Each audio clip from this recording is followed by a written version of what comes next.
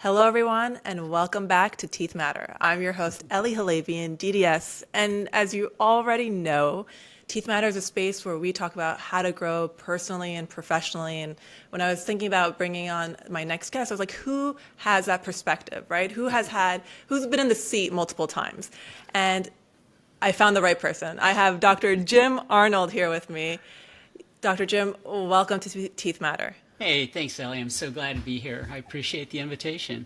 Yeah, I mean, I just hinted that you've been in multiple seats within your career. You went from clinician to practice owner to transitioning out of dentistry, helping with acquisitions, and now you're in education. So you've definitely done a lot. So Yeah. we're going to go through this whole timeline of your career, but let's start at the beginning of this timeline, the beginning of your career. How did that look like as a dentist? Yeah, there are some people who go to dental school and they have a pretty clear vision on what they want to do when they come out. Like my dental school roommate, he had his whole career planned out before we even graduated. I was not that guy. Like I just thought, man, I just want to get a job and pay off my student loans, that sort of thing, and figure it out as I go. And it's kind of how it fell into place. I came back to my hometown, took a position that I thought would last 1 year and then I'd move on somewhere else.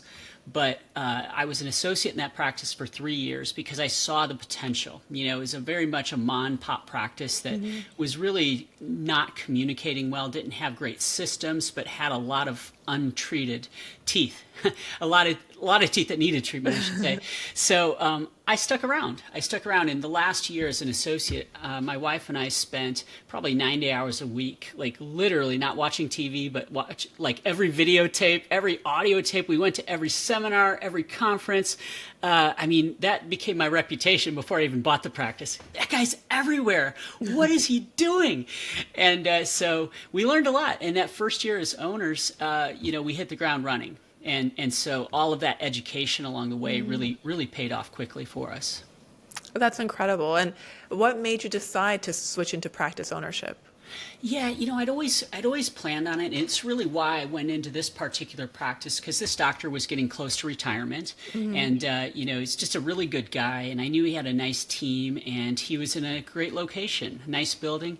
And so I thought, if things work out here, if I like the vibe and we really get along well, then I would love to buy him out at some point. So, it's never a straight line. It's always a little bit of zigzagging, but ultimately we stuck with that plan. And honestly, Ellie, it couldn't have worked out any better because I had 3 years to get to know these patients and really build relationships, Right. such that when I took over, there wasn't like a mass exodus or anything. They were like, "Oh, hey, we know Dr. Arnold. We're so happy he's here." Yeah. So that worked really well. No, I love that. It's amazing to have that kind of, like you said, that patient rapport, have that familiar, well, I'm losing my word. I can't roll my tongue. Familiar, you know what I'm trying to say. Yeah, that's how I talk after my first sip of wine. My tongue goes numb or I don't something. have wine, I have coffee. I promise. But no, it's good to have that. And then when you took over, did you end up changing things around? Was there any change that happened, or did you keep it the same since it was working so well? Oh boy, it's kind of funny, Ellie. I told you we spent 90 hours a week like learning all of this stuff, and we literally put together 25-page single line things that we wanted to do and change and implement. And then we took all of that, those big desk calendars where, you've got Yeah. a month with 30, squares on it I or know what you're whatever. talking about. We literally took everything from those 25 pages and they were in 25 different systems or subjects. And we put every single one of those line items somewhere on that calendar. It was like, hey, by November 1st, we're going to have all these things done. By November 15th, we're going to have all these things done. And so basically I say all that to say that it did work out, but we made so many mistakes. It's kind of my personality. I'm full throttle on everything I do. And so we really went full throttle, and we did actually start to lose some patients because we did make so many changes so quickly. But honestly, it turned out well because most of them were the patients who it wasn't the right fit anyway, for the kind of practice that we were developing. We were just modernizing things and creating team meetings and communication streams and all of the systems that are so necessary to be, to provide great care and great communication.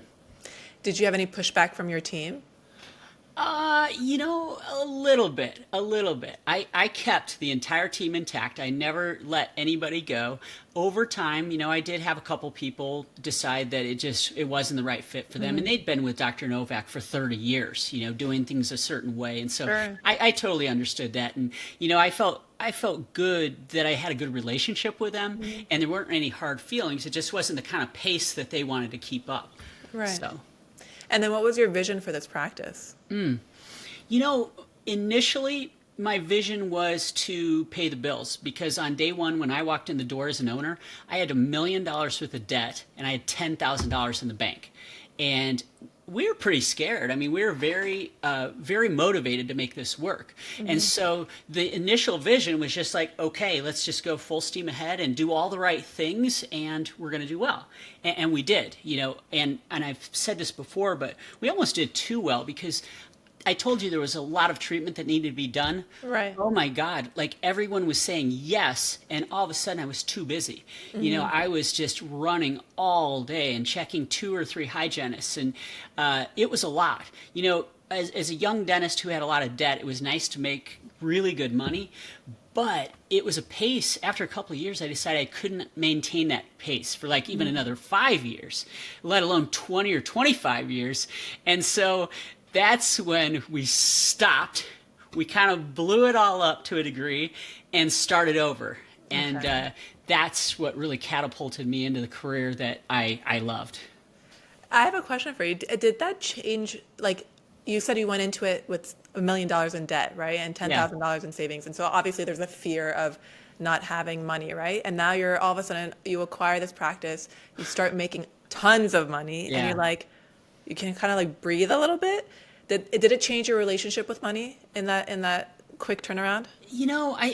God, that's a great question. Nobody's ever asked me that. I think it did actually because, neither my wife nor I grew up, in wealthy families or anything like that. It was more money than we ever imagined making, as a couple. And it happened like right away. And so yeah, I guess it did. We didn't go really extravagant initially. We tried to be conservative, but we did build a house and some of those things. But it was nice not to be stressed about it, and we really never were from what was that 2000 or 1999 to 2020. Like we never had a worry about anything because we never had a hard time making payroll or paying a bill. We always had cash, piled up in the account and it was great. It was just it was a relief actually after working as hard as we did. That's amazing. That's the dream. Do you think an associate would be able to find that financial relief or do you have to be a practice owner to achieve that? Well, you know what? It's possible as an associate. I'll say this. Over the years, I'll get into my education story and what happened there, and then acquiring a second practice, and then starting a third practice. But I had several associates that were phenomenal. I mean, they worked so well with me, and they had a really nice lifestyle. They were working 30 hours a week. They had no responsibilities outside of the office, and they had unlimited vacation. They just got paid, based on what they produced and collected. But yeah, I mean, I don't know. Everybody has different ideas of what a lot of money is, but my associates made between $250 and $350 a year, which at the time was a lot of money. Right. It's maybe not as much now as it was then, but we were all really happy working together. I do think that it's difficult to go a lot higher than that as an associate, unless you're in just one of those huge booming practices where you go in and you're expected to produce $1 million overnight. It's just I think it's different for everybody though. No, that's a great point. It's very fair. Like money means different things to different people. Success means different things to different people. So I completely understand that and respect that. But you said you went from burnout, your first practice, second practice, third practice. So from going from burnout to then expanding into 3 different offices, how? Well, that wasn't even part of the plan. So when I got to that point where I was burnt out, and I just couldn't run that pace anymore, and I felt like it was compromising relationships because I didn't have as much time with people, and that was really important to me. It's establishing relationships, not just rapport. And so I went crazy on the CE end then with my team. We were spending between $100,000 and $200,000 a year, dragging them all over the country, 250 to I think close to 400 one year for about 4 or 5 years. And during that time, like our income got cut in half almost, but it was worth it because it was a gradual process this time. But over time, we did develop the kind of practice that we wanted to have, which was really predicated on a lot of the clinical skills that I picked up during that CE period. And when I picked up great clinical skills by going through every hands-on continuum known to man, I came back, very confident and very comfortable with, full mouth rehabs and a lot of other things. And at that point, we started to market towards the ideal patient, the patients that we wanted to attract. And that made all the difference in the world, transformed the practice. And then people started coming to us, joining our team, who are of that like mind. And when you have a shared vision and you have great systems and, you're a decent leader, it's crazy to see how things transformed over that time until the second practice. So when you scaled to the second and third practice, were you still practicing as a clinician? Yeah, I was. In fact, I was thinking about, at the time that the second practice came available for me, I was thinking about downsizing. I was thinking about just doing a little 3-chair office manager, assistant, hygienist practice and just really focusing on my passion, which was changing lives with new smiles. But right about that time, I was looking at spaces. I was also the peer review chairman for my area. One of my reviewers sent me a report, and at the end of a mediation report, at the end of her report, she said, "Jim, do you want to buy my practice?" Like, hell no.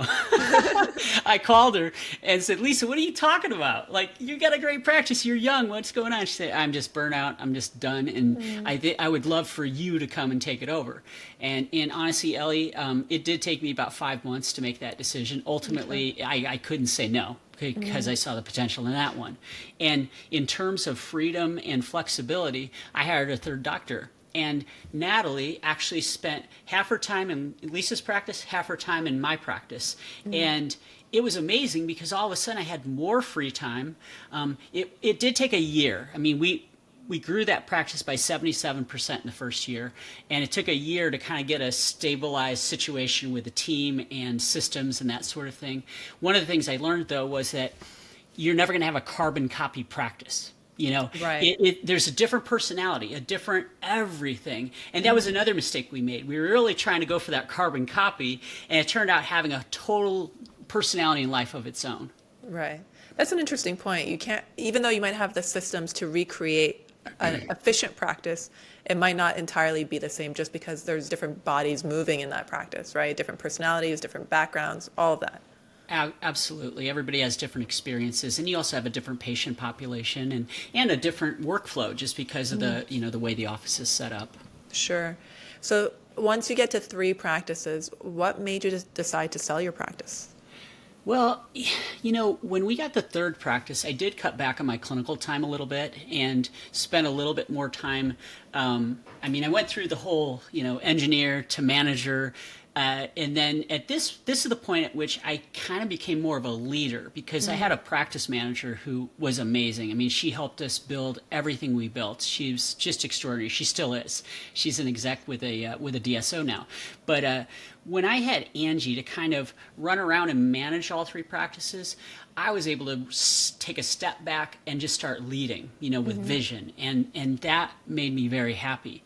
At the same time, though, we had 4 kids along this path, between '01 and '06, we had 4 kids. And we're doing all this stuff. And Ellie, I did get a little tired, but instead of taking another step back, my wife and I both got into Ironman triathlon. Wow.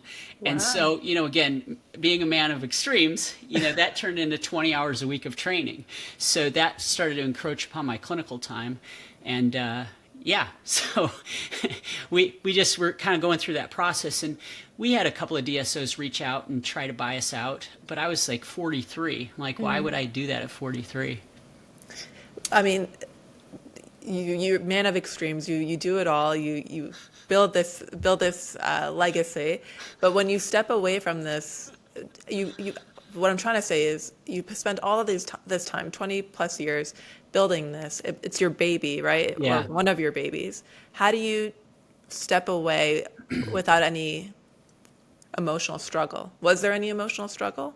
You know, Ellie, there really was. A couple years later, another group reached out, and honestly, I did 5 months of vetting them, and ultimately, they made me an offer I couldn't refuse, and that was 10 years ago. Almost, Okay. gosh, 10 years ago last month, and no, this month.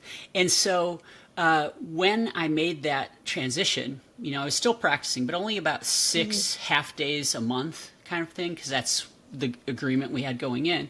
And honestly, it was surprisingly emotional. It had been pretty much, there wasn't a lot of emotion involved until literally the day before. You know, the day before it was going to be official. Yeah. And, you know, my kids were concerned about me. My daughter, my gosh, she must have been 14 at the time.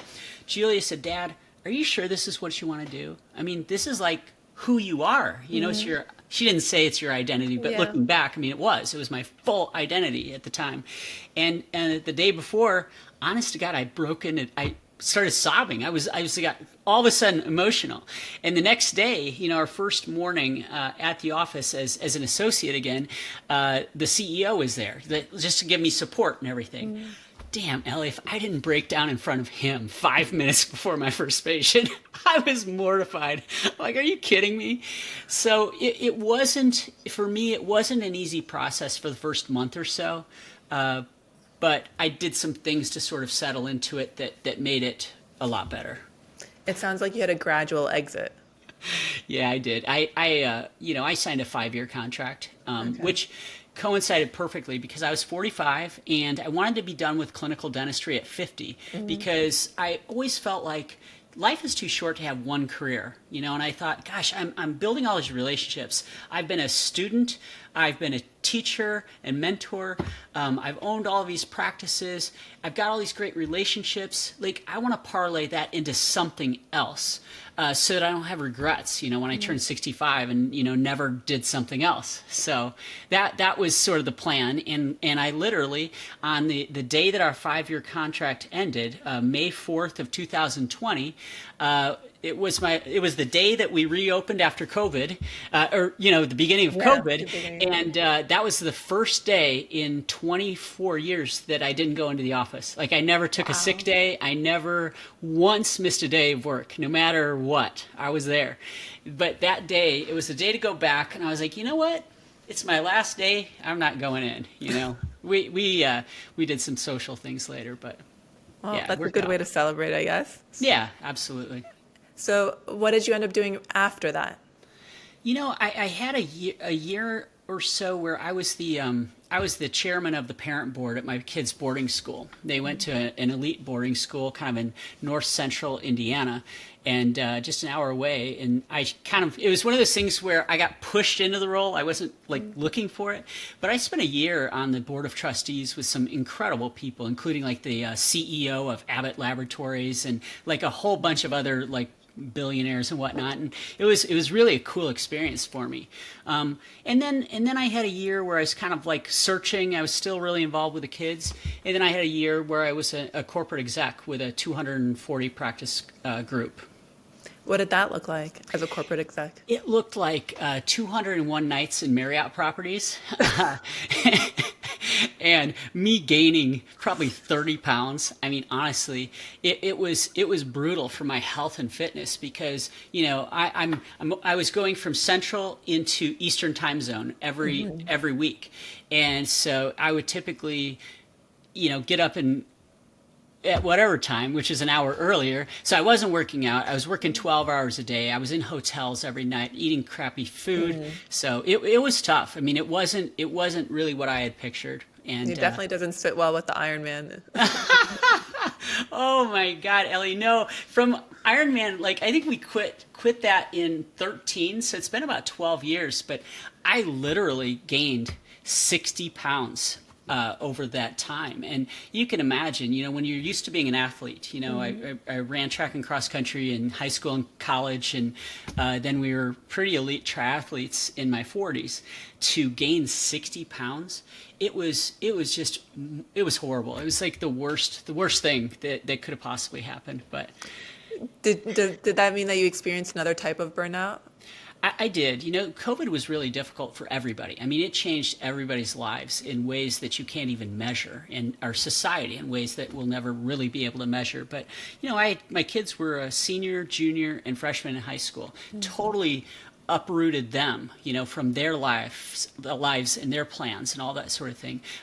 As a result of COVID, we suffered a very large financial setback. And between that and me being a very social human and like having about 6 or 8 months where I wasn't socializing at all, it was really difficult. And to be honest, I got really depressed. I got to a point, Ellie, where I just didn't know what the heck I was going to do next. I mean, I did all of these things, but I wasn't happy and I wasn't fulfilled. And that didn't really change until last summer. Thank goodness. Well, I'm happy you found your calling, and I think everyone goes through these waves where they're on the go, on the go, on the go. They achieve, and then when there's a period of I guess inactivity or stillness or boredom, maybe then you feel like, what am I doing? Like I had that moment the other day. I was like, what am I doing next? What is the next thing that I have to do to level up? So I kind of understand that. But is this the same role where you were helping with acquisitions, or was this different?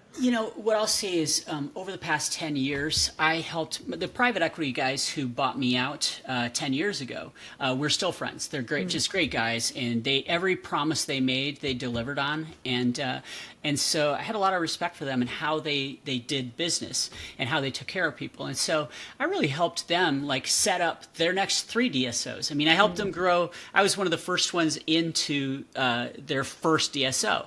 And during that time, I helped them grow to 79. And then they've opened 3 more DSOs subsequently. And I've helped them build the foundation for those a little bit too. And, sometimes it's introductions, sometimes it's being a mediator, sometimes it's on their side, sometimes not. But between that and some other groups, I was involved in a lot of different transactions, and I made a lot of mistakes with mine. And so it's been great to kind of help other dentists make better decisions and take advantage of all the great resources out there. You said you made mistakes in yours. So what are some red flags the dentist should look for when they're doing an acquisition deal? Yeah, when it comes to selling, your life's work, I think it's really important to plan ahead. I think that sometimes people make these decisions very abruptly. And without a plan, you tend to get rushed, and maybe you only look at one offer, or maybe you don't have time to hire an expert, or somebody who's gone through the process.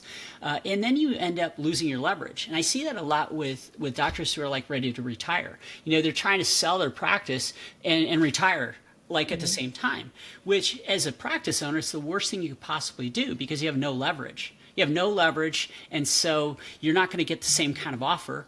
And when you're feeling kind of desperate. So I think the biggest mistake is just not planning ahead and then not getting mentorship from people who have either done it as a dentist or from a broker consultant.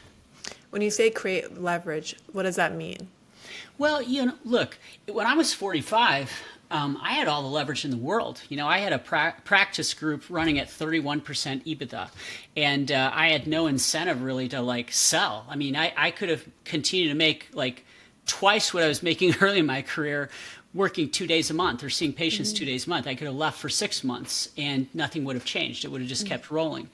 So there wasn't a lot of incentive for me. So I had a lot of leverage, but I didn't take advantage of that. I could have played hard to get and probably gotten a lot more money. I could have gotten, shopped around a little bit and gotten better offers. But, honestly, Ellie, at the end of the day, for me, it wasn't so much about the money. It was as much about the partners that I found as anything. But I think for most dentists out there, it's wise to, check with more than one. I mean, and let's be honest. I mean, people always play this one against this one. They're like, well, they offered me this, can you match that? And all that kind of stuff. I think a lot of times dentists give up that leverage when they want to do it quickly. I see. So other than giving themselves the time to build up and maybe seeking out potential buyers, what else should they do to kind of like tighten up their game? Yeah, I think that you really have to take a close look at your numbers. I mean, everybody looks at production and collections. That's all that dentists ever talk about and exaggerate as a general rule. I think that that's awesome, but think about a practice doing $2 million where the dentist is taking home $100,000, and think about the practice doing $2 million where the doctor's taking home $1 million. Two completely different scenarios. You could collect all that money, but if you don't have efficient systems, if you haven't, created that profitability, then your practice isn't worth much. I mean, let's be honest. So I think that when a buyer comes along, they're buying the dentist, they want to de-risk it and keep the dentist there for as long as they can because they have all the relationships. They are buying your team, they're buying your systems, and they're buying your profitability. And so I think when you start to even think about, hey, you know what, in 5 years or 10 years, I mean, really, whenever, it's never too early to plan. And part of that planning is making sure that you keep track of your EBITDA, which is, we're not getting into earnings, we're not going to get into the acronym, but suffice it to say, it's basically profit, the profit that a buyer would be looking at.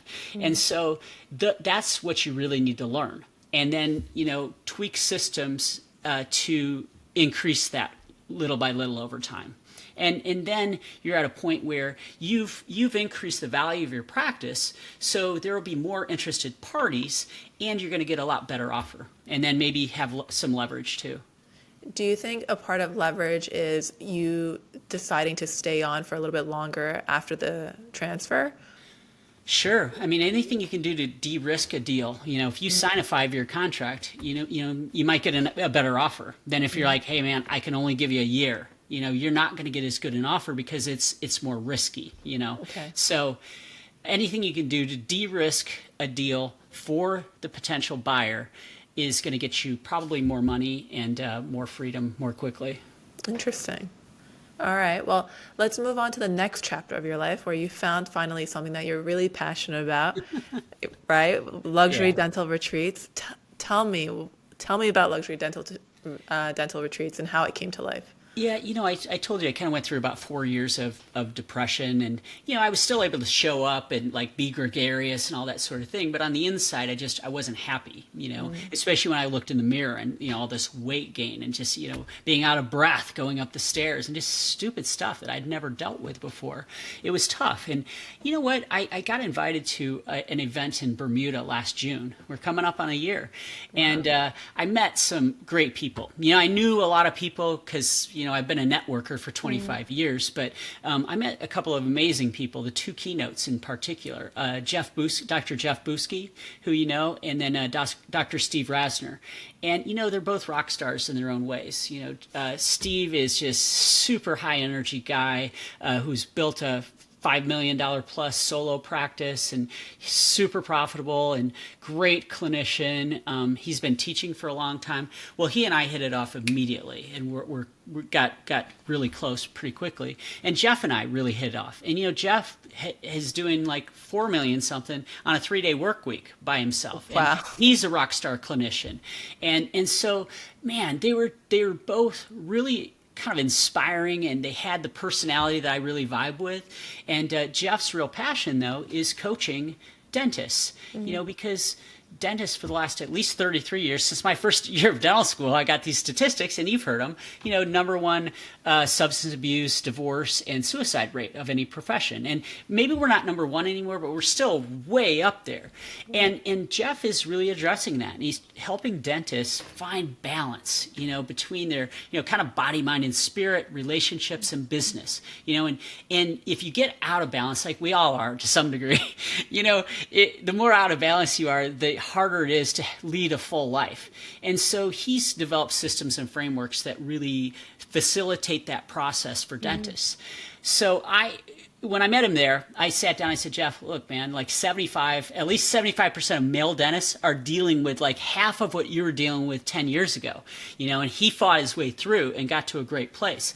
And I said, like, I want to help you spread the word. Like, whatever I can do to help you get this word out, you're going to make a huge impact on the profession.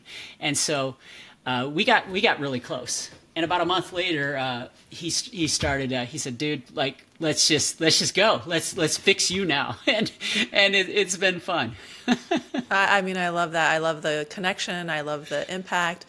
The key word here is luxury, right? So why did you choose to structure these experiences around luxury? Yeah, he asked some great clarifying questions and helped me change some things. And those questions led to, hey, I love educating. Hey, I love small group education. Those are always the most transformational, whether you're a teacher or a student, because you get a chance to go really deep with people, get to know them. But I also love luxury travel, and I've been doing it with my family for 25 years. And so I thought to combine those things, to get people out of their comfort zone, like in another country or just in a luxury destination in the U.S., learning in a small group setting where it's not just a lecture kind of thing. You got like maybe 8 to 15 people max who can open up a lot more. The speakers can open up a lot more. I can open up a lot more. And it's more of a conversational sort of thing. When I've got Steve Rasner at a retreat teaching what he teaches, well, guess what? You're 5 feet away from him. And it's like, hey, wait, so in my practice, this is the situation.